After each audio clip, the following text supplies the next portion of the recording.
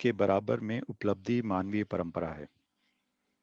श्रम, गति एवं परिणाम परस्पर निम्नानुसार परिलक्षित है। गति एवं परिणाम फलन में उपलब्धि श्रम है। श्रम एवं गति के फलन में उपलब्धि परिणाम है। परिणाम एवं श्रम के फलन में उपलब्धि गति है। ये पेज चेंज कर दीजिए इसमें स्क्रीन में। पूर्व में वर्णन किया जा चुका है कि विकसित इकाई में अविकसित और समान इकाई को पहचानने व समझने की प्रवृत्ति है। उसी के तारतम्य में यह परिलक्षित होता है कि ज्ञान अवस्था की एक सामान्य इकाई ने जीव अवस्था की अनेकानेक इकाइयों का उपयोग, सदुपयोग व भ्रमवश दुरुपयोग भी किया है। इसी क्रम में जीव अवस्था की एक सामान्य इकाई प्राण अवस्था की अनेकानेक तथा प्राण अवस्था की एक सामान्य इकाई पदार्थ अवस्था की अनेकानेक इकाइयों के लिए पूरक होते हैं।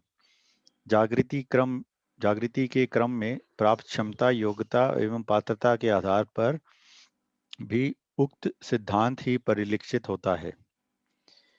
ज्ञान अवस्था की एक निर्भ्रांत इकाई अनेकानेक भ्रांत तथा भ्रांत इकाइयों के लिए अनुसरण करने योग्य तथा समाधान की ओर प्रेरक सिद्ध हुई है।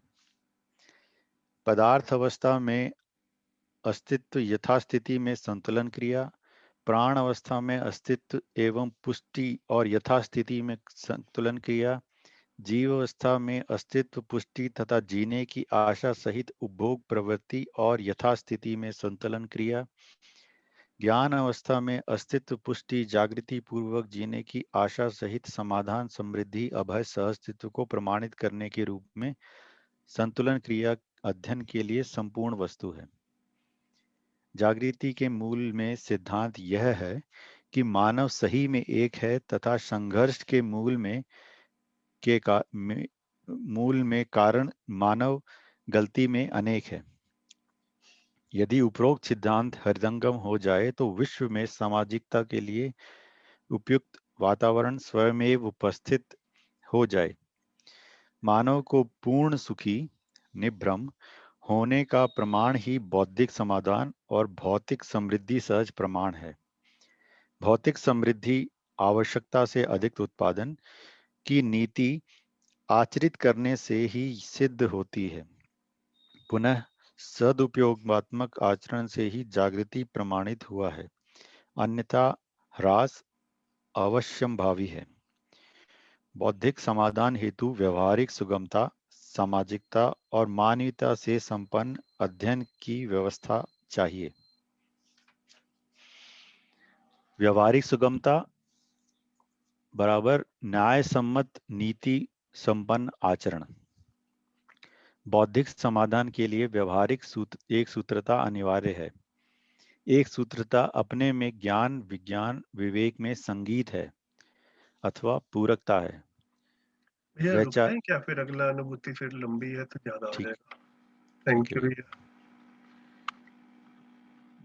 ठीक है, तो यहाँ से हमने शुरू किया। यहाँ पर बाबा जी ने श्रम गति परिणाम के बारे में कुछ कहा है। देखो, मैं पर्सनली ऐसा पाया कि श्रम गति परिणाम जो है ये भी एक धीरे धीरे करके स्पष्ट होने वाली चीज है, और मतलब थोड़ा समय लगे तो भी कोई परेशानी नहीं है। तो इसके बारे में कुछ बार बात हो चुकी है पहले। तो बेसिकली बाबा जी यहाँ पर भी ये कह रहे हैं कि इन तीनों में से किन्हीं भी दो को ले लिया जाए तो उससे तीसरा निकल कर आता है।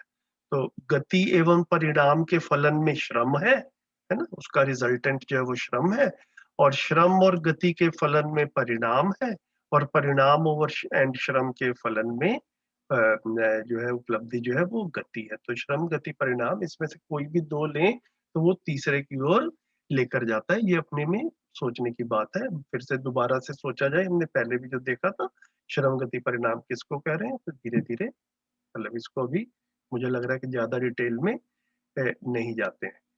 यहाँ पर जो है वो एक बाबा जी ध्यान दिला रहे हैं कि विकसित इकाई में, ये पहले मेंशन किया जा चुका है, विकसित इकाई में अविकसित और समान इकाई को पहचानने व समझने की प्रवृत्ति है। तो मैं जहां पर खड़ा हूं उससे जो नीचे है, जो अविकसित है या मेरे बराबर है, इतने तक की प्रवृत्ति है। आगे का समझने के लिए जो है वो थोड़ी-सी इनकैपेबिलिटी सी लगती है, अक्षमता लगती है, इस तरफ ध्यान दिला रहे हैं। तो उसी के तारतम्य में ऐसा परिलक्षित होता है, ऐसा दिखता है कि ज्ञानावस्था की एक सामान्य इकाई, मतलब कोई भी ह्यूमन बीइंग को ले लिया जाए, सामान्य इकाई मतलब किसी भी ह्यूमन बीइंग को ले लिया जाए, तो जीवावस्था के अनेकानेक इकाइयों का उपयोग कर पाता है ना? तो मैं इसको प्रैक्टिकल लाइफ में ऐसा देखता हूँ कि गाँव वगैरह में हम देखते हैं, काफ़ी बार ऐसा दिखता है कि कोई व्यक्ति ज़्यादा, काफ़ी सारे लोग हैं ज़्यादा पढ़े-लिखे भी नहीं हैं, कई तो अभी बच्चे ही हैं, लेकिन वो पशुओं को अच्छे से सँभाल लेते हैं, है ना? तो अब पशुओं को सँभाल लेते हैं, इसका भी एक ज्ञान तो होता ही है पशु को सँभालने का, कि गाय को कैसे सँभालना है, गाय से दूध कैसे लेना है, उसको खाना क्या चाहिए, है ना? उस मतलब जिस भी तरीके से वो एग्रेसिव ना हो, वो सुरक्षित रहें, मतलब एक-दूसरे को तंग ना करें, जैसा भी है उसका आचरण जो है वो समझना जो है इस तरफ इशारा कर रहे हैं। तो एक सामान्य मानव भी जो है वो जीवावस्था की अनेकानेक इकाइयों को उपयोग, सदुपयोग और भ्रमवश दुरुपयोग भी किया है। ऐसा हम देख पाते हैं। ऐसा क्यों हो पाता है? क्योंकि मानव जो है वो बेशक सामान्य मानव है, बेशक भ्रमित मानव है, वो जीवावस्था से विकसित है। ये जो है ये this is what is being said here. इसी क्रम में जीवावस्था की एक सामान्य इकाई, प्राणावस्था की अनेक, प्राणावस्था की सामान्य इकाई के लिए पूरक होते हैं, और पदार्थ और फिर प्राणावस्था की सामान्य इकाई जो है वो पदार्थावस्था की अनेकानेक इकाइयों के लिए पूरक होते हैं। तो ये चीज भी पहले बात हो चुकी है कि जो विकसित है वो अपने से अविकसित के लिए पूरक होता है, और जो अविकसित है वो अपने से विकसित के लिए उपयोगी होता है। तो ये दोनों शब्द मध्यस्थ दर्शन में साथ-साथ चलते हैं, उपयोगिता, पूरकता। है ना? तो जो है जीवावस्था की इकाई जो है वो प्राणावस्था की इकाइयों के लिए, और प्राणावस्था की इकाई पदार्थावस्था के लिए पूरक होते हैं। क्योंकि ये अब जिसके लिए पूरक है उससे विकसित है। तो जागृति के क्रम में प्राप्त क्षमता, योग्यता, पात्रता के आधार पर ही उक्त सिद्धांत परिलक्षित होता है ना। तो जागृति क्रम में ही ऐसा होता है। तो ज्ञानावस्था की एक निर्भ्रांत इकाई, मतलब एक एक जागृत मानव अनेकानेक भ्रांत, अभ्रांत तथा भ्रांत इकाइयों के लिए अनुसरण योग्य तथा समाधान की ओर प्रेरक सिद्ध हुआ है। अगेन, प्रेरक को हम पूरक भी कह सकते हैं, क्योंकि निर्भ्रांत इकाई जो है वो भ्रांत, अभ्रांत और भ्रांत मतलब भ्रमित मानव से ज्यादा विकसित है, अधिक विकसित है, इसलिए उनके लिए वो पूरक या प्रेरक जो है उसको कहा गया है। इतना जो है इस अनुभूति में मेरे को लग रहा था, इसके बारे में बात कर सकते हैं। यहाँ पर जो है वो बात, ये चीजें पहले भी कही है कि धर्म क्या है, तो पदार्थावस्था में अस्तित्व, प्राणावस्था में अस्तित्व का मतलब क्या हुआ, बने रहना। तो पदार्थावस्था का धर्म क्या है, बने रहना। नहीं, इस चीज को पहले भी डिस्कस हुए, लेकिन मुझे लग रहा है कि इम्पोर्टेंट चीज है, ये कहीं पे भी गैप ना रह जाए। तो पदार्थावस्था में इकाइयां, इकाइयों की रचना विरचना होती है ना? जैसे लैपटॉप है, तो लैपटॉप आज है, 10 साल के बाद में नहीं रहेगा। लेकिन परमाणु के रूप में रचना विरचना नहीं हो रही है ना? बेसिक मैटर जो है वो बना ही रहता है। हमने जब जीवन विद्या एक परिचय पढ़ा था, तो उसमें भी मेरे को याद है कि एक सेंटेंस इस तरह से कुछ आया था कि अगर हम एक पत्थर को जितना मर्जी तोड़ लें, वो मिट्टी जैसा बन जाए, लेकिन ऐसा नहीं हम कह सकते कि पदार्थ नष्ट हो गया है ना? पत्थर नहीं है, इतना कहा जा सकता है। पदार्थ नष्ट नहीं हुआ है, क्योंकि जिन जिन एटम्स से पत्थर बना था, वो सारे के सारे एटम्स पत्थर के मिट्टी में कन्वर्ट हो जाने के बावजूद भी वो सारे के सारे अभी भी अवेलेबल है। तो पदार्थावस्था में अस्तित्व धर्म है, प्राणावस्था में अस्तित्व के साथ में पुष्टि, पुष्टि मतलब ग्रोथ, है ना? सेल्स मल्टीप्लाई होते हैं, इसीलिए हम देखते हैं कि एक बीज के बाद में छोटा पौधा, छोटे पौधे से बड़ा पौधा, पेड़, ये सब कुछ बनता है, उसको ग्रोथ कह रहे हैं। तो सेल्स बनते हैं, उस सेल्स का मल्टीप्लिकेशन होता है, ये प्राणावस्था की का धर्म है। उसके बाद में जीवावस्था का क्या हुआ, अस्तित्व भी है, वो मतलब बना तो रहता ही है, उसमें ग्रोथ भी होती है शरीर में, और फिर जीवन साथ में जुड़ जाता है और जीवन में जीने की या जिंदा रहने की आशा जो है वो आ जाती है। ये जीवावस्था में क्लियरली दिखता है। और ज्ञानावस्था में अस्तित्व, पुष्टि और जागृति पूर्वक जीने की आशा सहित समाधान, समृद्धि, अभय, सह अस्तित्व, इनको मानव लक्ष्य कहा ही गया है। समाधान, समृद्धि, अभय, सह अस्तित्व, इसको प्रमाणित करने के लिए यही सब कुछ जो है ना, ये अध्ययन के लिए संपूर्ण वस्तु है। इसी सब का अध्ययन ही करना है। अध्ययन किसका करना है? सृष्टि का करना है।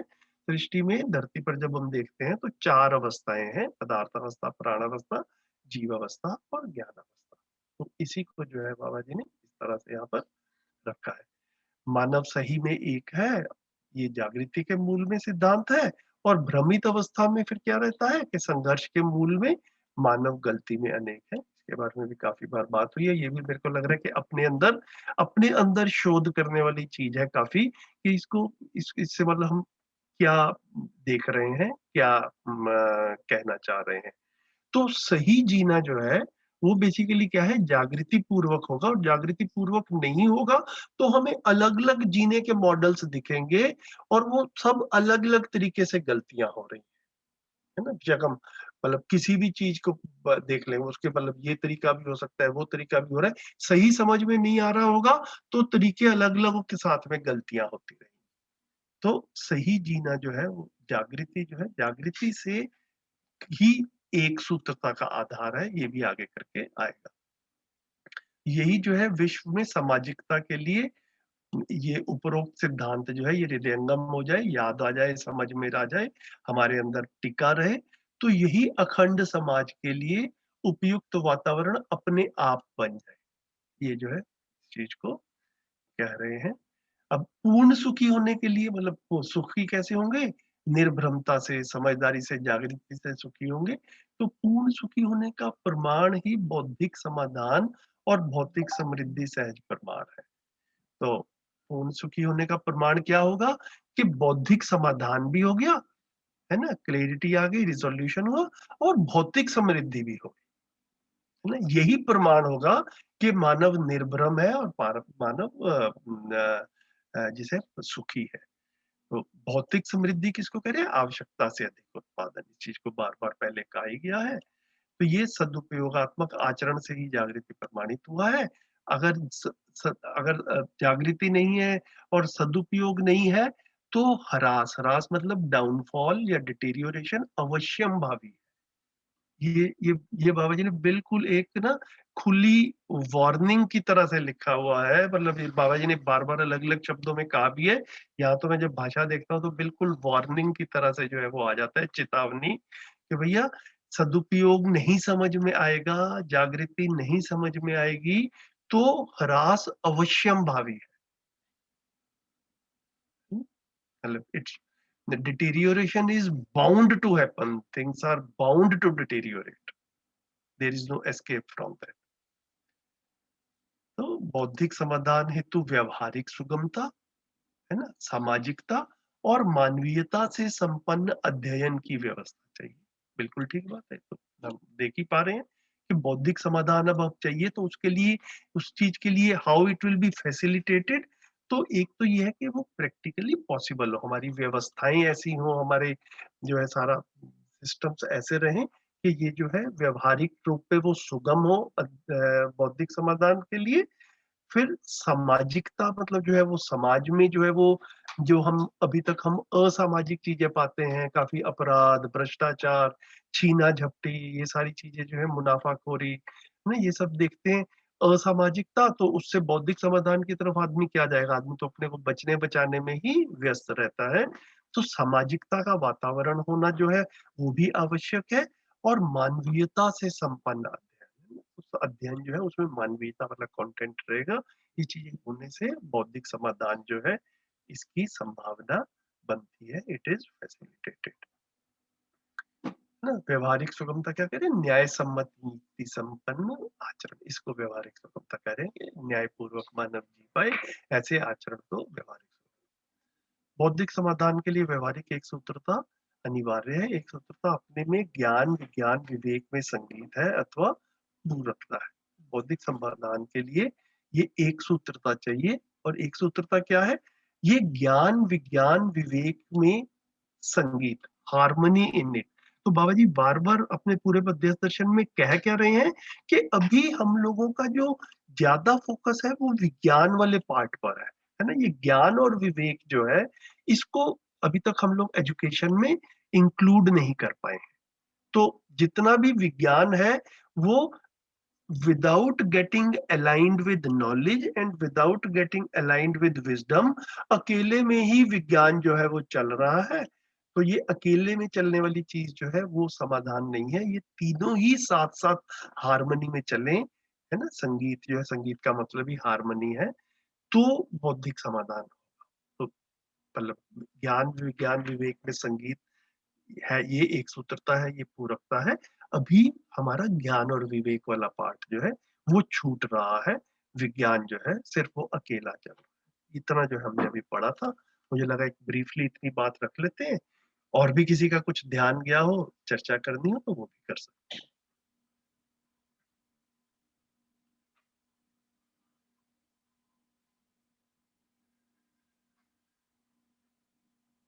कुछ ऐड करेंगे कोई साथी? सुनील भाई, विनीता दीदी, कोई और कुछ प्रश्न हो तो वो बताएँ।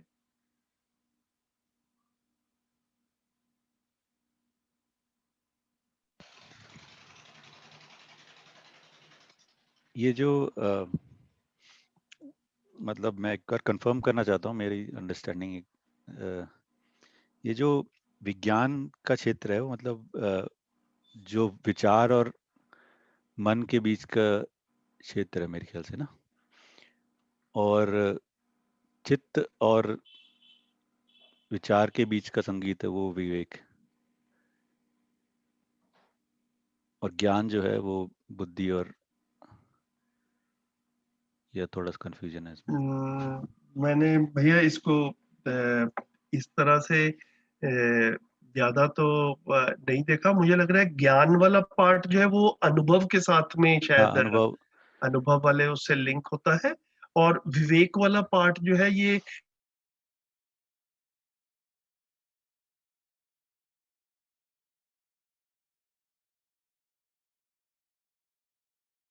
और अभी क्योंकि 4.5 में ही जी रहे हैं, और वही जो है वो बेसिकली क्या है कि सिर्फ जड़ संसार की तरफ जो है वो फोकस है, संवेदनाओं की तरफ फोकस है। तो 4.5 में जो है वो विज्ञान वाला पार्ट जो है वो आ रहा है। तो आप जिस ठीक भाषा है। में कह रहे हैं, शायद मेरे को ये लग रहा है कि मन और वृत्ति के बीच में अभी वृत्ति जो है बेसिकली वो उसमें नहीं, प्रिय हित लाभ ही चल रहा है। हाँ, नहीं, अभी नहीं, अभी तो नहीं, वैसे मैं हम्म, जागृति के बाद की जैसे अनुभव के बाद की अच्छा, स्थिति जो है उस, ओके। हम्म, तो जागृति के बाद में मतलब कुछ आप ये जो ऐसे विवेक है वो चिंतन क्षेत्र में होता है ना, तो हमारा चिं, अनुभव के बाद जब चिंतन, चिंतन, ओके। अनुभव के बाद जब चिंतन क्रिया अ, होगी तब विवेक जागृत होगा इस तरह से। ओके, ठीक है, वो भी प्रयोजन ठीक के लग अर्थ रहा में विज्ञान है। लगेगा ना, हम्म, विज्ञान जो है वो विचार का हम्म। क्षेत्र है बेसिकली। तो उसको मतलब मैं सिर्फ, मेरे को थोड़ा सा खुद में भी कंफ्यूजन हो रहा है भैया कि उसको सिर्फ चिंतन कहेंगे या हम्म, चिंतन प्लस बोध कहेंगे? हाँ ये, हाँ एक देख सकते हैं इसको। है ना? ज्ञान तो सीधा अनुभव से रिलेट होता है, इतना हम्म, का इंटरप्रिटेशन है। उसके बाद में मेरे को ऐसा लग रहा था कि चिंतन एंड बोध को जो अब हम कंबाइंड फॉर्म में देखें तो हम्म, उसको मैं मोटा मोटा सा विवेक हम्म, के रूप में लेकर चल रहा था। ठीक है।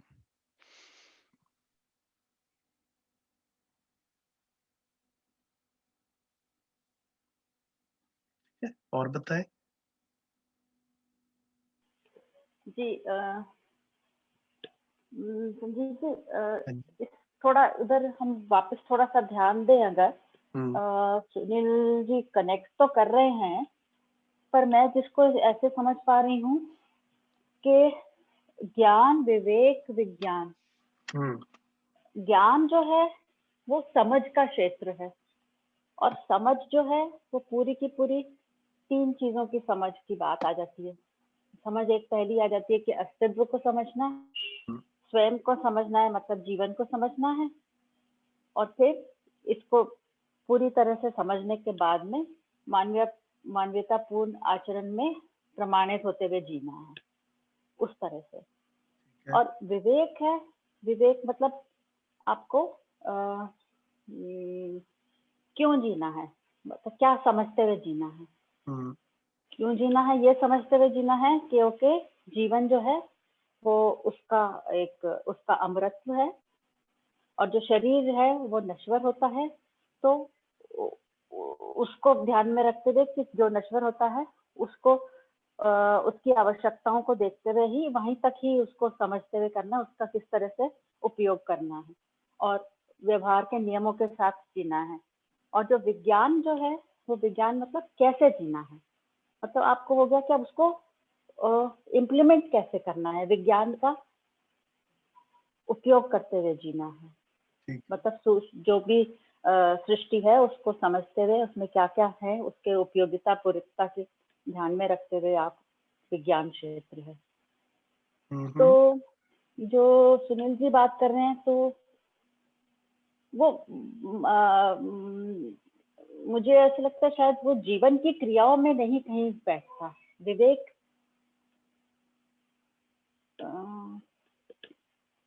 आप कह रहे हो कि विवेक समझ में आता है चित्त में। हाँ, तो दीदी ऐसा है कि जैसे ना हम लोगों ने अध्ययन सत्र वगैरह जैसे अटेंड किए, श्री राम भैया वगैरह की उनकी रिकॉर्डिंग्स वगैरह भी अवेलेबल हैं। हापुड़ में ही हुआ था, मैं भी था, सुनील भैया भी थे उसमें, मुझे याद नहीं है आप थे या नहीं थे। हाँ, नहीं मैंने नहीं श्री किया। राम भैया ने, हाँ, तो वो श्री राम भैया ने कुछ कुछ जैसे सुनील भैया ने अभी रखा है इस तरह से रिलेट करते हुए रखी थी बात।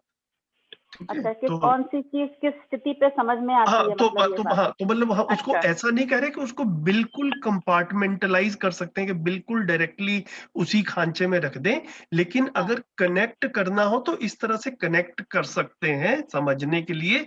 ऐसा करके भैया ने, श्री राम भैया ने रखा था, मेरे भी नोट्स में भी लिखा हुआ है और वो रिकॉर्डिंग भी यूट्यूब पे है। तो अच्छा, उन्होंने 8 दिन का सेशन किया था पूरा अध्ययन प्रक्रिया का।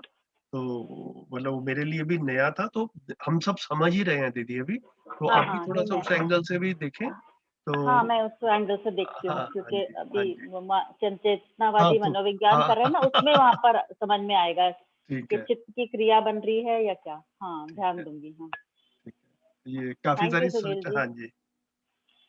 अभी हमारा लास्ट सेशन भी जो सैटरडे संडे रहा वो भी बहुत अच्छा रहा।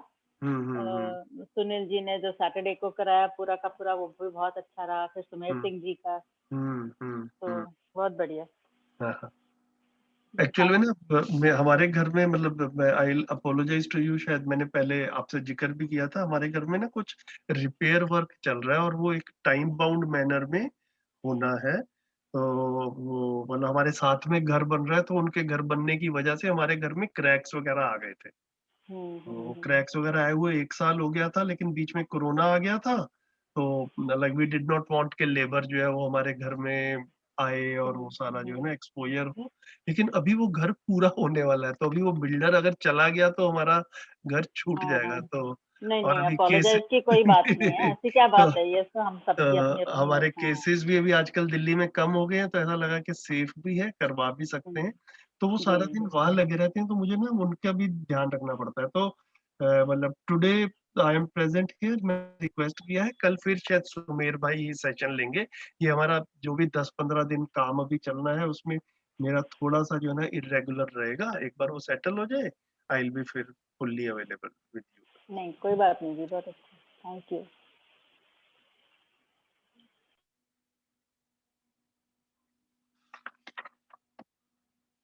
ठीक है, आगे बढ़े।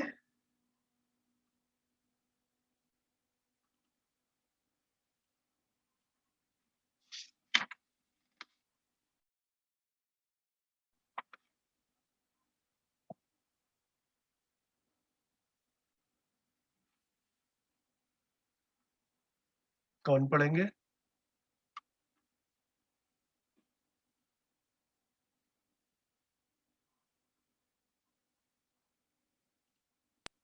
मैं पढ़ लेती हूँ भैया। हाँ हाँ, पढ़िए। वैचारिक एवं व्यवहारिक संतुलन के लिए मानवीयता की सुरक्षा तथा संरक्षण की नीति एवं रीति आवश्यक है। सुरक्षा, जागृति सहज यथास्थिति को बनाए रखना सुरक्षा है। जागृत मानव परंपरा में मानवीयता ही यथास्थिति है। मानवीयता की सुरक्षा में संस्कृति, सभ्यता, विधि यानी कि मानवीय आचार संहिता एवं व्यवस्था चारों परस्पर पूरक हैं। इन चारों पक्ष का अध्ययन पूर्ण हुए बिना मानवीयता का संरक्षण संभव नहीं है, क्योंकि गलती एवं अपराध, प्रवृत्ति व कृत्य से अमानवीयता उजागर होती है। मानवीयता से पूर्ण होने के पूर्व मानव अमानवीयता के स्तर में अवस्थित है ही। मानवीयता का अध्ययन अपेक्षाकृत रीति से 3 प्रकार से वर्णित किया जा चुका है। वह है मानवीय स्वभाव, मानवीय दृष्टि एवं मानवीय विषय। इनके स्थापन, पोषण एवं वर्धन हेतु मानव को प्रयासरत रहना ही होगा। मानवीयता पूर्ण समाज या व्यवस्था द्वारा प्रत्येक संबंध एवं संपर्क का निर्वाह करते हुए मानवीयता के संरक्षण के लिए किए गए समस्त अध्ययनात्मक प्रयास की संस्कार संज्ञा है तथा इसके आचरण, प्रचार और प्रदर्शन पक्ष की संस्कृति संज्ञा है। संस्कृति का पोषण सभ्यता से, सभ्यता का पोषण विधि मानवीय आचार संहिता से, विधि का पोषण व्यवस्था से, आचरण का पोषण संस्कृति से है, जो अन्योन्याश्रित व संबंधित है। मानव समाज के गठन का मूल उद्देश्य भय मुक्त होना तथा जागृत होना रहना है। मानव के लिए समस्त भय के 3 ही कारण परिलक्षित होते हैं: प्राकृतिक भय, पाशविक भय, मानव में निहित अमानवीयता का भय। विकास व ह्रास भेद से अवस्था, अवस्था भेद से आशा, आशा भेद से आकर्षण, प्रति आकर्षण, आकर्षण प्रत्याकर्षण भेद से आसक्ति, आसक्ति भेद से विवशता, विवशता भेद से संवेग, संवेग भेद से कर्म, कर्म भेद से फल, फल भेद से समस्या एवं समाधान, समस्या एवं समाधान भेद से ही ह्रास, विकास, जागृति, सहज गतियां हैं, जिससे मानवीयता, अमानवीयता एवं अति मानवीयता का प्रादुर्भाव प्रमाण है। मानव की जागृति बौद्धिक समाधान एवं भौतिक समृद्धि के लिए ही है। बौद्धिक समाधान तथा भौतिक समृद्धि की पुष्टि के लिए स्थूल, सूक्ष्म एवं कारण भेद से दर्शन है। शब्द, स्पर्श, रूप, रस एवं गंध की जानकारी को स्थूल मानव वृत्ति, चित्त एवं सापेक्ष शक्तियों की जानकारी को सूक्ष्म समझ और निरपेक्ष शक्ति एवं उसको अनुभव करने वाली आत्मा और बोध करने वाली बुद्धि ही समझ को कारणात्मक समझ की संज्ञा है। बस यही रुक जाते हैं यहाँ पे, पहले इतना कर लेते हैं ना, जी, फिर आगे। Thank you. ठीक है, तो ये अभी हमने थोड़ी सी बात आज सेशन शुरू होने में कर ही ली थी इस बारे में। तो वैचारिक एवं व्यवहारिक संतुलन के लिए मानवीयता की सुरक्षा एवं संरक्षण की नीति रीति आवश्यक है ना। तो मानवीयता की सुरक्षा तथा संरक्षण की जो भी पॉलिसीज, प्रैक्टिसेस जो भी हैं, वो मानवीयता की सुरक्षा के लिए हो, ये जो है यहाँ पर कह रहे हैं। और फिर सुरक्षा किसको कह रहे हैं? जागृति सहज यथास्थिति को बनाए रखना सुरक्षा है ना। तो जागृति सहज, जो जागृति है उसकी परंपरा बनी रहे, वैसा एनवायरनमेंट भी बना रहे, व्यवस्थाएं वैसी बनी रहे, ये तो हम बोलेंगे कि ये हम सुरक्षित हुए। अगर जागृति सुरक्षित नहीं हुई और सिर्फ घर, मकान और बॉर्डर सुरक्षित किए, तो ये तो हम लोगों ने देख लिया है। अभी आज के टाइम में भी देखें तो कितने ही देश, कितने ही न्यूक्लियर बॉम्ब लेकर के बैठे हैं, फिर भी कितना टेररिज्म जो है वो ग्लोबल लेवल पे बढ़ रहा है और फिर भी कोई सुरक्षित नहीं महसूस हो रहा है, क्योंकि जागृति की तरफ ध्यान नहीं है। ये जो है मेरे को काफी इंटरेस्टिंग लगा जब मैंने इसको आज पढ़ा। तो मेरा ध्यान गया इस तरफ। तो जागृत मानव परंपरा में मानवीयता ही यथास्थिति है ना, तो मानवीयता बनी रहे तो हम कहेंगे कि मानव परंपरा जागृत हो गई। ये बाबा जी ने डायरेक्टली रिलेट किया है कि अमानवीयता हो और हम कह दें कि जागृत है, तो ये भी ठीक नहीं लगता है ना, तो लगता ही है कि इनकम्प्लीट बात है। तो जागृत मानव परंपरा में मानवीयता की स्थिति जो है वो बनी रहे। मानवीयता की सुरक्षा में संस्कृति, सभ्यता, विधि, व्यवस्था, ये चारों परस्पर पूरक तथ्य हैं। ये भी चारों शब्द जो है पूरे मध्यस्थ दर्शन में बार बार आएंगे। इसकी भी जहां जहां पर मौका मिले परिभाषा संहिता देखिए, और जहां जहां पर कॉन्टेक्स्ट आता है बार बार जो है ना, एक पैराग्राफ में क्लियर नहीं होता, जहां पर पहले आया था उसको भी पढ़ा जाए, जहां बाद में आएगा उसको भी लिंक करके देखते रहें। धीरे धीरे करके ये संस्कृति, सभ्यता, विधि, व्यवस्था हम कह किसको रहे हैं तो वो क्लियर रहेगा। तो मतलब अभी तक जो है संस्कार जो है उसको हम इंडिविजुअल मानव के रूप में देखते हैं, फिर उसकी जो कलेक्टिवनेस है उसको हम संस्कृति के रूप में देखते हैं। नीचे थोड़ा सा जो है यहाँ पर आया भी है, पहले इसी को देख लेते हैं। मानवीयतापूर्ण समाज या व्यवस्था द्वारा प्रत्येक संबंध संपर्क का निर्वाह करते हुए मानवीयता के संरक्षण के लिए समस्त अध्ययनात्मक प्रयास की संस्कार संज्ञा है ना। तो ये इंडिविजुअल लेवल के ऊपर है संस्कार वाला पार्ट। और फिर जब हम संस्कार को फैलाते हैं है ना, तो इसके आचरण, प्रचार और प्रदर्शन पक्ष की संस्कृति संज्ञा। कलेक्टिव रूप में जब हम सोशल लेवल पे संस्कार को देखें उसको हम संस्कृति जो है वो कह रहे हैं। तो संस्कृति, सभ्यता, विधि, व्यवस्था, ये वाले पहले भी मुझे अच्छे से ध्यान है, एक दो बार आया हुआ है। इन चारों पक्ष का अध्ययन पूर्ण हुए बिना मानवीयता का संरक्षण संभव नहीं है, क्योंकि जब तक ये चारों का पूर्ण नहीं होगा तब तक गलती और अपराध जो है वो होती रहेगी। तो गलती और अपराध प्रवृत्ति व कृत्य मतलब एक्शंस से अमानवीयता उजागर होती है ना। तो मानवीयता से पूर्ण होने के पूर्व मानव अमानवीयता में है, ये तो बिल्कुल ठीक बात है। जब तक मानवीयता एस्टेब्लिश नहीं होती तब तक तो यही कहना पड़ेगा कि अभी अमानवीयता ही है। अभी तो हम अमानवीयता की स्थिति में है, क्योंकि मानवीयता पूर्ण आचरण की परंपरा जो है वो नहीं बनी है। तो एक आध बार वाले कभी कभी मेरे को लगता है ये बाबा जी ने ये वाले दो शब्द बार बार यूज करते हैं और इकट्ठे यूज करते हैं, गलती और अपराध। तो इसको मतलब मेरे को कहीं बिल्कुल स्पष्ट रूप से नहीं मिला, लेकिन मैंने सोचा अपने में कुछ कुछ। सुनील भाई आप भी, आपका भी कुछ ध्यान गया हो, बाकी किसी साथी का भी, कि गलती और अपराध को कैसे देखते हैं भैया, एक जैसे ही शब्द हैं या कुछ डिफरेंस देख पाते हैं?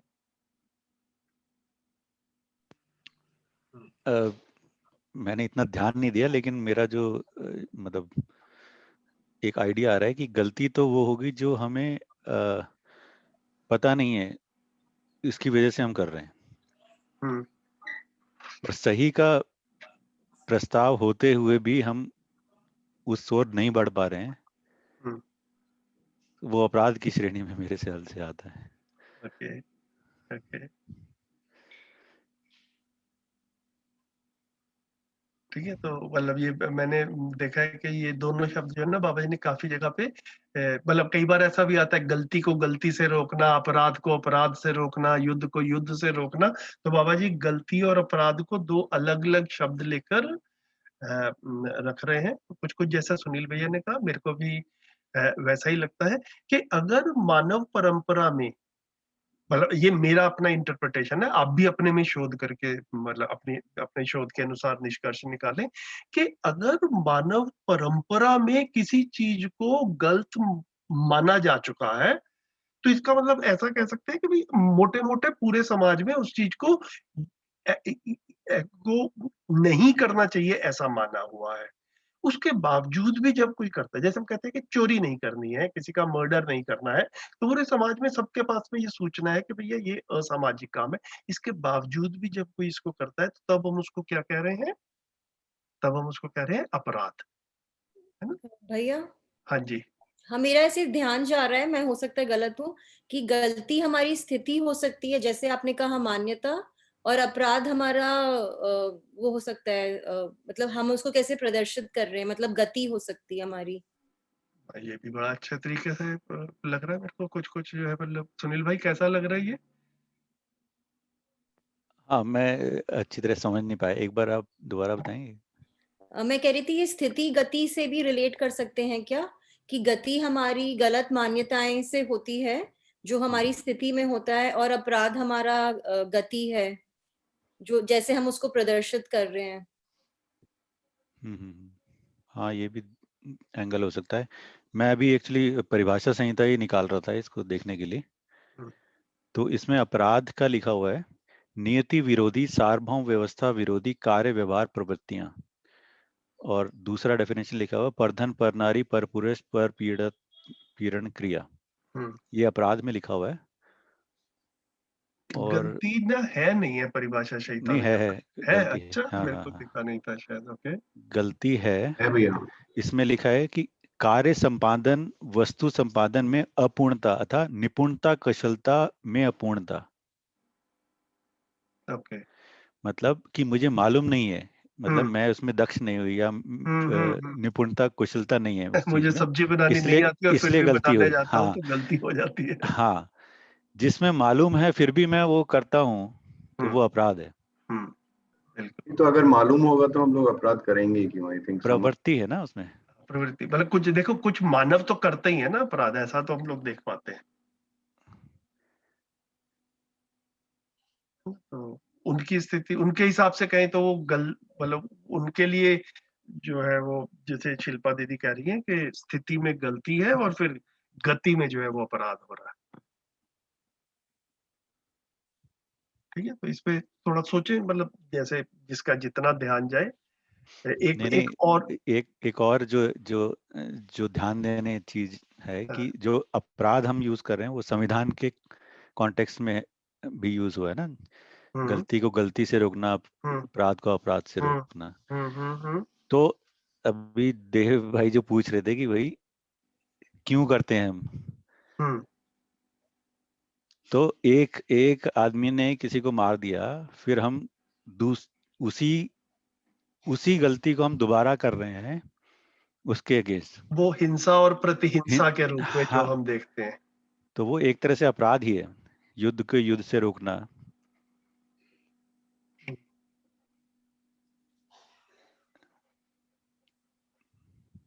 तो इस तरह से देखा जाता है कि मतलब, ठीक है, एक सूत्र मेरे को और ध्यान आ रहा है, वो भी रेफरेंस में रखें तो मैं जब ये सोचता हूँ तो मैं उससे भी थोड़ा लिंकेज कर पाता हूँ।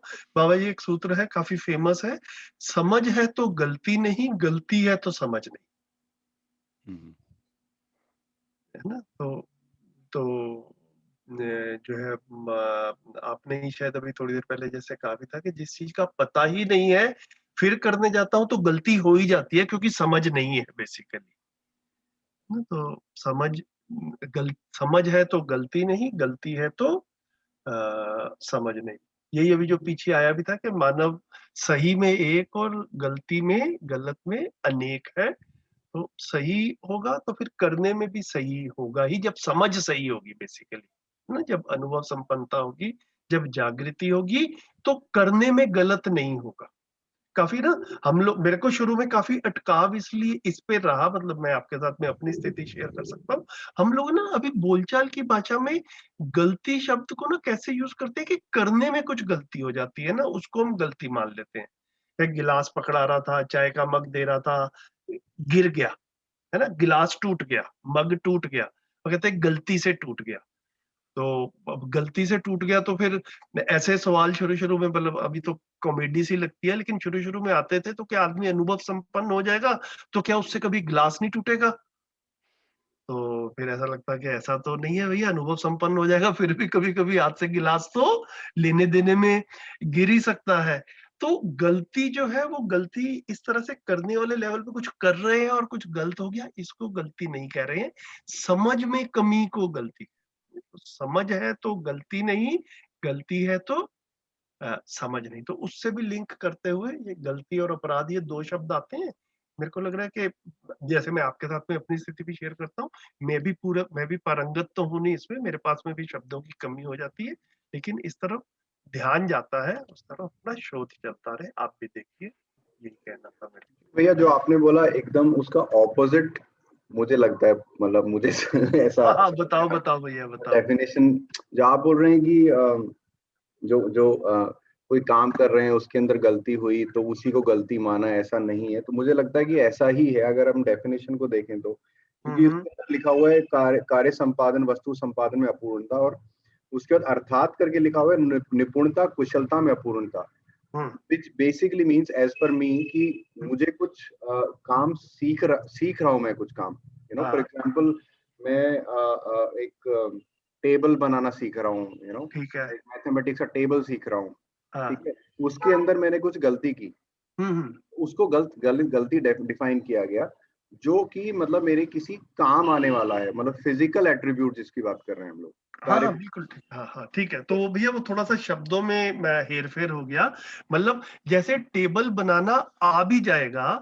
या सब्जी बनानी आ भी जाएगी, फिर भी कभी कभी टेबल गलत बन जाएगा या सब्जी में नमक नहीं डलेगा। सिर्फ मैं इतनी सी बात कह रहा था, कभी कभी तो ऐसा होगा, हो सकता है कि नहीं हो सकता, हो सकता है जी, है ना। तो अभी तक हम लोग ना गलती शब्द को, मैं मतलब पर्सनली कुछ मेरे को शुरू में जब मैं शोध कर रहा था तो इस पे मैं अटका रहा थोड़ा सा कि भैया अब क्या कि सब्जी बनानी आ गई तो क्या कभी सब्जी गलत नहीं बनेगी, ऐसा तो नहीं है भैया, कभी कभी तो फिर भी गलती हो सकती है। तो गलती कह किसको रहे हैं, तो जो आप कह रहे हैं बिल्कुल मैं भी वही कह रहा था, शब्द इधर उधर हो गए, कि वो समझ की कमी की वजह से जो गलती हो रही है उसको गलती कह रहे हैं, समझ होते हुए भी करने में कुछ इधर उधर हो गया उसको नहीं कह रहे हैं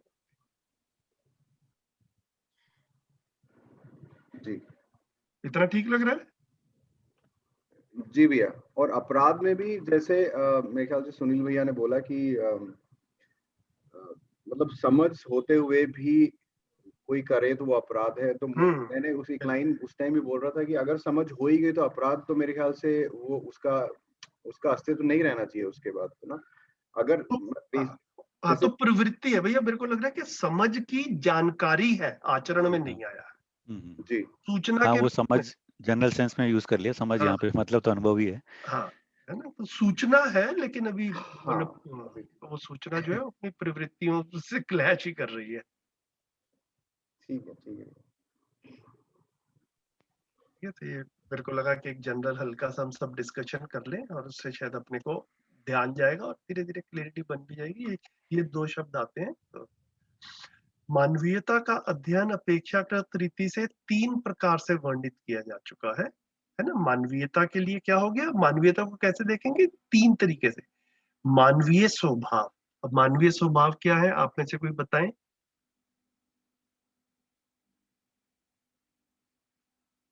कोई नए साथियों में से बताएं। धीरता, वीरता, उदारता,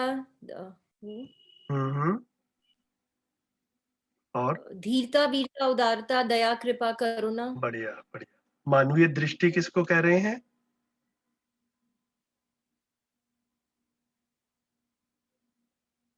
ये न्याय, धर्म, सत्य। बहुत बढ़िया। और मानवीय विषय किसको कह रहे हैं? वो स्वधन, स्वनारी, स्वपुरुष और दयापूर्ण कार्य व्यवहार। नहीं, उसको नहीं कह रहे हैं दीदी, कोई और बताएं।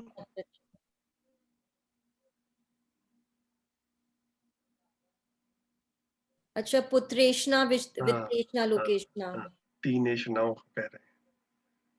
ठीक है, तो इनके स्थापन के लिए, स्थापन मतलब ये हो जाए, ये एस्टेब्लिश हो जाए, इनका पोषण हो जाए, मतलब पोषण मतलब जितने भी हो समय के साथ साथ वो और गहराई से बढ़े, है ना। और वर्धन, पोषण और वर्धन जो है कुछ कुछ सिमिलर सा ही है, मतलब समय के साथ साथ पहले वो एस्टेब्लिश हो जाए और फिर वो बढ़े, इसके लिए मानव को प्रयासरत रहना होगा। तो ये है करने वाला काम, ये सुरक्षित करना है बेसिकली। मानवीयतापूर्ण समाज या व्यवस्था द्वारा प्रत्येक संबंध, ये हमने बात कर ही ली अभी इसकी, संस्कार संस्कृति की।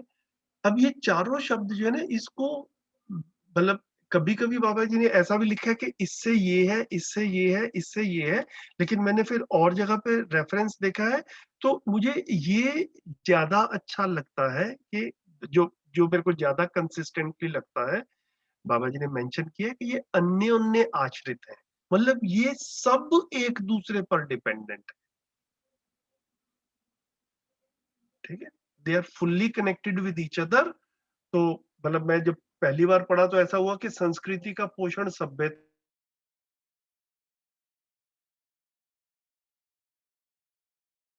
संस्कृति को सभ्यता पोषित करेगी, फिर सभ्यता को विधि पोषित करेगी, विधि को पोषित व्यवस्था करेगी। ये इसी सीक्वेंस में होगा। फिर बाद में मेरे को ऐसा लगता है, बाकी और साथी का भी कुछ इंटरप्रिटेशन आप में से चल रहा हो तो बताएं कि कैसा लगता है। ये सब एक दूसरे से कनेक्टेड है, ठीक है, अन्य उन्य आश्रित है, एक दूसरे से बिल्कुल कनेक्टेड है। इस तरह से मेरे को मतलब लगता है। सुनील भाई, आपको कैसा लग रहा है? हाँ भैया, ये वो यहाँ मतलब हमारे दो तरह के सूत्र है ना, एक तो सर्कुलर है हाँ। जो एक जगह से शुरू होकर दूसरी जगह खत्म होता है। ये हम्म। वाला जो सूत्र है वो स्पाइरल है। ठीक है। तो ये मतलब एक का पोषण दूसरी चीज कर रही है, दूसरे का पोषण तो ऐसे करके ऊपर की तरफ ठीक। जा रहा है। ठीक है, तो मतलब ये सब एक दूसरे से इंटरकनेक्टेड है। इनमें से किसी एक की तरफ भी ध्यान ना जाए, छूट जाए तो पूरा सिस्टम डिस्टर्ब होता है।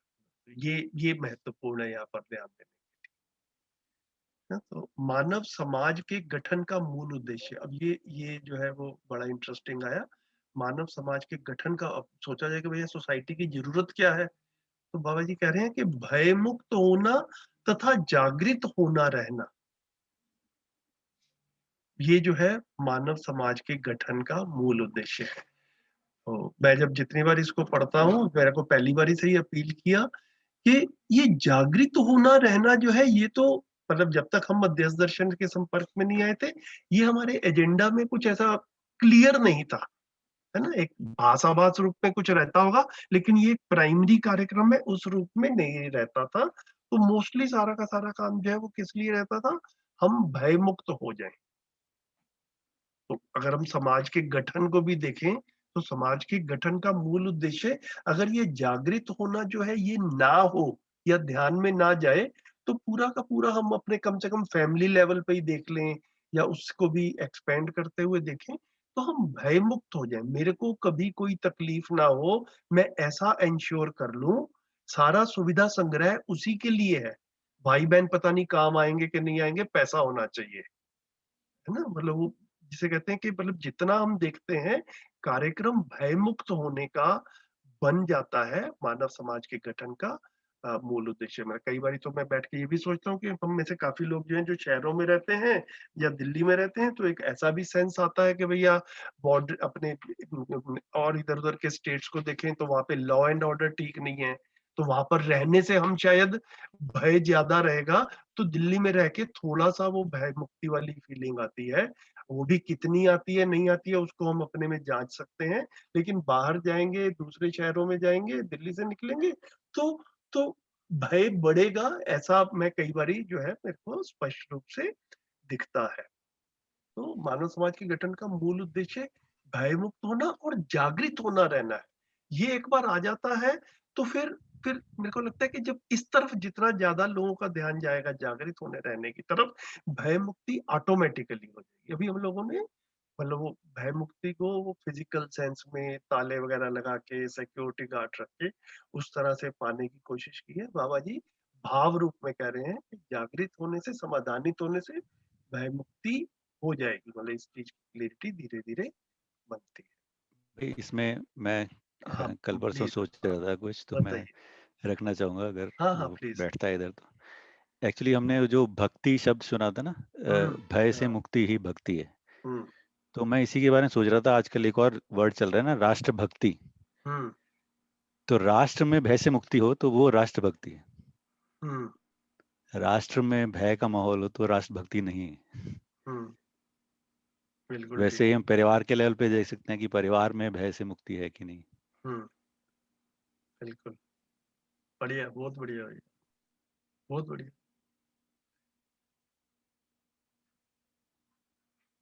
तो मानव के लिए समस्त भय के तीन ही कारण परिलक्षित होते हैं: प्राकृतिक भय, पाशविक भय और मानव में निहित अमानवीयता का भय। तो क्या कह रहे हैं कि एक्चुअल में धरती पर चार अवस्थाएं हैं। तो जब तक हम पदार्थ अवस्था और प्राणावस्था से जितना भी भय हमको लगता है उसको हम प्राकृतिक भय की कैटेगरी में रख रहे हैं। है ना, कोई बाढ़ ना आ जाए, कहीं कुछ और तूफान ना आ जाए, कोई भूचाल ना आ जाए, है ना, वोल्केनिक एक्टिविटी ना हो जाए, मतलब इस तरह की चीजें जो है इसको प्राकृतिक भय कह रहे हैं।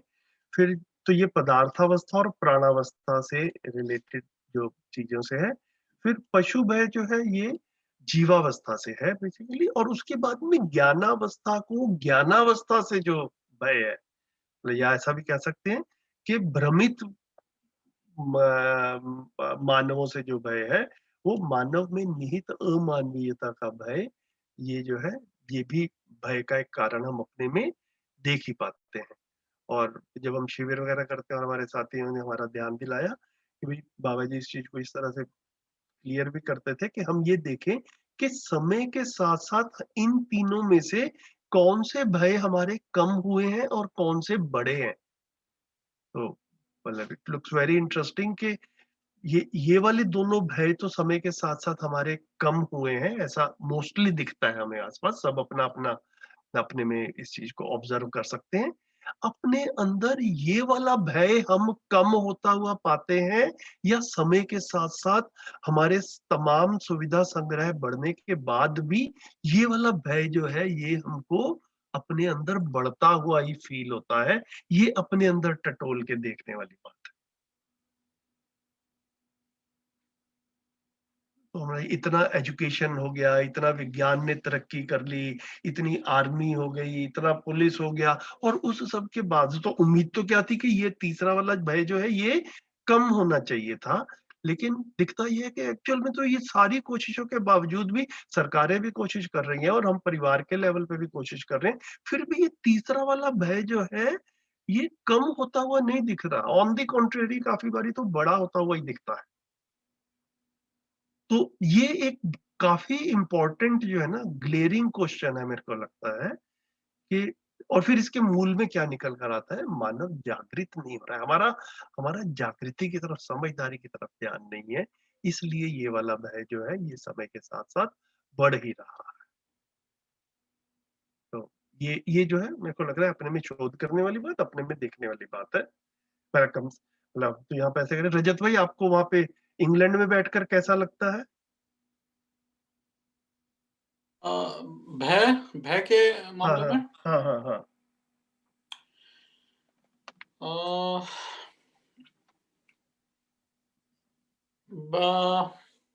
आई थिंक भयभीत तो मैं हूँ, लेकिन वो समाज की वजह से नहीं, वो अपने जो लाइफ में जो अनप्रेडिक्टेबिलिटीज हैं उनको लेके ज्यादा भय लगता है। हम्म। मतलब लॉ एंड ऑर्डर जहां मैं रह रहा हूँ उसको वहां तो सब कुछ ठीक है, हम्म लेकिन एक भय और भी है कि कल क्या होगा, हम्म है ना। तो हम्म। वो भय जो है वो है। नहीं नहीं, कल क्या होगा में मतलब कहीं भूचाल ना आ जाए ऐसा भय होता है, या कोई मानवी या मानवीय अव्यवस्था से परेशानी होने का डर लगता है? नहीं, मतलब वो मानवीय अव्यवस्था से तो डर नहीं लगता। तो जो प्राकृतिक मतलब भय, तो फिर देखिए तीन ही भय है, या तो प्राकृतिक भय है या पाशविक भय है। तो कोई शेर वेर आ जाएगा ऐसा डर लगता है? नहीं अच्छा, तो मतलब जिसे कहते हैं कि भूचाल आ जाएगा, सूखा पड़ जाएगा, नहीं ऐसा डर लगता है? नहीं नहीं। हाँ, तो फिर तो डर तो पशु से भी डर नहीं लग रहा, नेचर से भी डर नहीं लग रहा, तो फिर बाबा जी ने लॉजिकली ऐसा रखा है कि फिर तो मानव से ही डर लग रहा है, क्योंकि यही चीजें हैं अपने आसपास। तो ये अपने में एक्सप्लोर करने की चीज है भैया। ये जो व्यवस्था हमने साइड में हमने बना ली उससे डर लगता है कि कल को जॉब चली जाए, या फिर जो मैं चाह रहा हूँ वैसा हो ना पाए, घर की EMI है, वैसी चीजों से हाँ। बोल रहे राइट। है ना, तो जिस तरह की व्यवस्थाएं बनी हुई हैं वो व्यवस्थाएं एक्चुअल में बनी किस लिए थी? मानव को भयमुक्त करने के लिए। और इस सब के बावजूद भी हम भयमुक्त नहीं हो पा रहे हैं।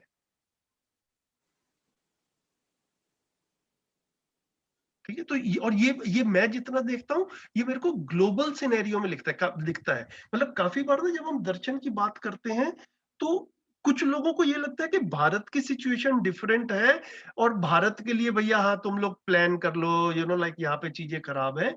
मेरे को काफी सारे एंगल्स जो है पूरे मध्यस्थ दर्शन में इतनी पिन पॉइंटेडली क्लियरली दिखता है कि भैया ये यूनिवर्सल प्रॉब्लम है ना। मतलब हम कहीं पर भी देख ले, मतलब न्यूज़पेपर उठाकर देखो तो रशिया में भी प्रोटेस्ट होते हुए दिख रहे होते हैं पॉलिटिकल राइवलरी के बीच में, और वो पता नहीं किसी को अरेस्ट कर लिया और उसके सारे लोग सड़कों पे आए हुए हैं। हम दिल्ली में देखते हैं तो दिल्ली में भी ऐसा होता है, और जब कभी यूएसए वगैरह में प्रेसिडेंट के इलेक्शंस हो रहे होते हैं तो वहां भी पता नहीं क्या क्या हम देखने को मिल जाता है। ये सारा का सारा जो है जब हम देखें तो व्यवस्थाएं होते हुए भी जो जब उससे वो भय का वातावरण बनता है, तो इन तीनों में से वो तीसरी वाली कैटेगरी में, मतलब पहली और दूसरी वाली कैटेगरी का भय हमारा क्लियरली कम हुआ है, हम दुनिया में कहीं भी रह रहे हो ऐसा मैं महसूस कर पाता हूँ। ये अपने लिए हम सबके लिए सेल्फ एक्सप्लोरेशन का मुद्दा है। भैया यहाँ पे एक और जो चीज है वो एक मेरे ख्याल से काफी स्पष्ट करने की जरूरत है, जो सोम भैया भी काफी बार यूज करते हैं, कि शासन व्यवस्था नहीं है और व्यवस्था शासन नहीं है।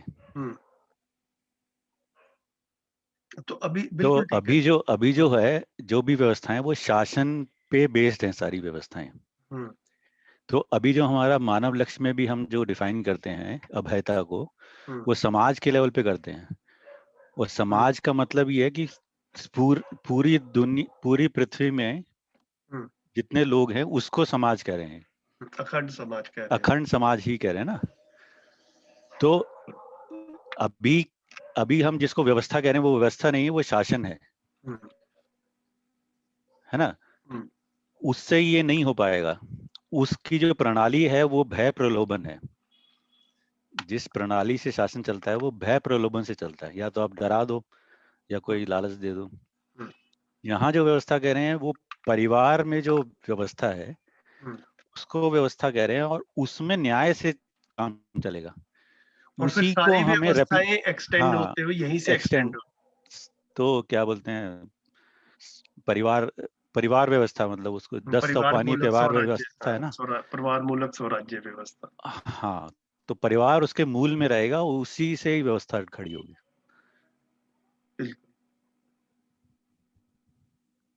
तो अब काफी बारी वही लगता है कि इस चीज को हम ध्यान में रखें कि जिन प्रिवेलिंग सर्कमस्टांसेस में हम हैं उसमें ये नहीं कह रहे कि अभी अभी जिस तरह का शासन व्यवस्थाएं चल रही है इनको एकदम से डिसमेंटल कर दिया जाए, क्योंकि मतलब लाइक कुछ तो चाहिए। मतलब अगर ये भी नहीं होगा तो फिर और जो है वो खुलेआम चीजें जो है वो क्रिमिनल एक्टिविटीज वगैरह जो बढ़ेंगी। तो अभी हम जहां पहुंचे हैं जैसा चल रहा है चलता रहे, सिर्फ इस चीज को देख पाए कि जहां हम पहुंचे हैं हम यहाँ से भी संतुष्ट नहीं है, है ना। इसकी निरंतरता से भी हम भयभीत ही रहते हैं।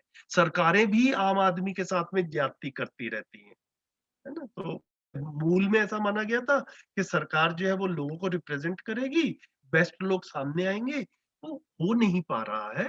अगेन क्यों नहीं हो पा रहा है? क्योंकि ये जागृति की तरफ ध्यान नहीं है, सुविधा संग्रह की तरफ पूरे समाज का ध्यान है।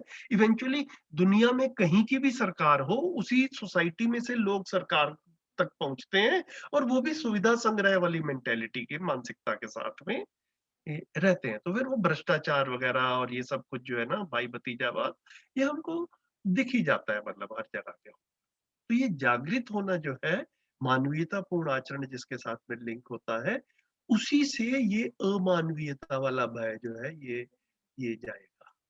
तो जब तक वो व्यवस्थाएं सही वाली, जिसका अभी हमारे काफी बार तो चित्रण भी क्लियर नहीं होता कि भैया ये होगा तो कैसे होगा, लेकिन जो भी होगा वो इससे बेटर होगा, हम उसको अपने आगे चलते चलते क्लियरिटी बनाते हुए चलें।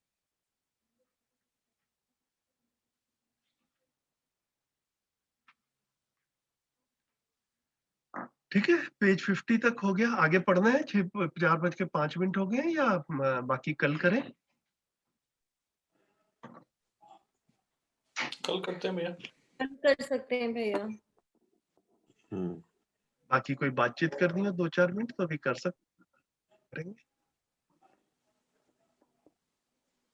अभी जो डिस्कशन हो रहा था उसमें जो हम अमानवीयता का भय की बात कर रहे हैं, तो अमानवीयता दीनता, हीनता, क्रूरता ही है, जो बेसिकली मतलब शोषण से हमारा समाज खड़ा हुआ है।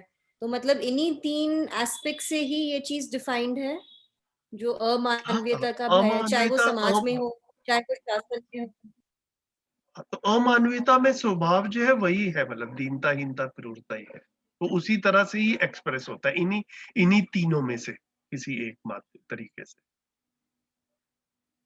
हाँ, मतलब उसी से जो हमने ढांचा खड़ा किया है, उसी से हमें इसलिए भय है, क्योंकि वो इन्हीं 3 कारणों से बना हुआ है। मतलब ये ठीक है क्या ऐसे समझना? हाँ, मतलब इंटेंशन ये नहीं थी, लेकिन समझ की कमी के कारण गलती हो रही है, ऐसा कह सकते हैं। अभी जो जी। ये पहले भी आया था ना, वो संप्रभुता, प्रबुद्धता। हम्म अभी संप्रभुता पहले क्या, जैसे अभी मैं वो इतिहास वाला पढ़ रहा था, पहले क्या माना जाता कि ईश्वर सही है, उसके बाद राजा को ईश्वर का प्रतिनिधि माना गया कि राजा जो करेगा सही करेगा, क्योंकि वो ईश्वर का प्रतिनिधि है। फिर अब क्या, राजा व्यवस्था खत्म हो गई, अब सभा व्यवस्था है। तो हम कुछ लोगों को चुनते हैं, वो एक सभा बनाती है, तो वो कुछ निर्णय लेते हैं, तो हम मानते हैं कि वो सही है।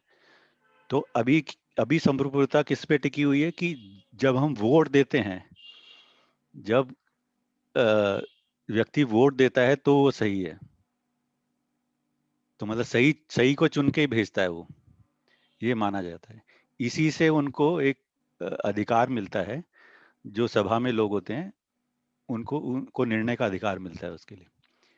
तो लेकिन हम देखते ही हैं कि जो अभी प्रबुद्ध मानव है वो सही भी करता है, गलत भी करता है। तो सही का जो रेफरेंस है ना, अभी जिम्मेदारी इतनी टिक पाती है ना, किस पे जिम्मेदारी डालेंगे हम,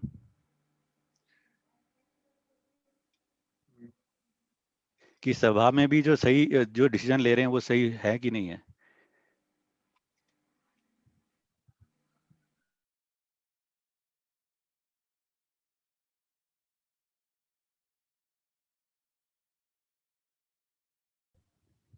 हम्म, बढ़िया भैया।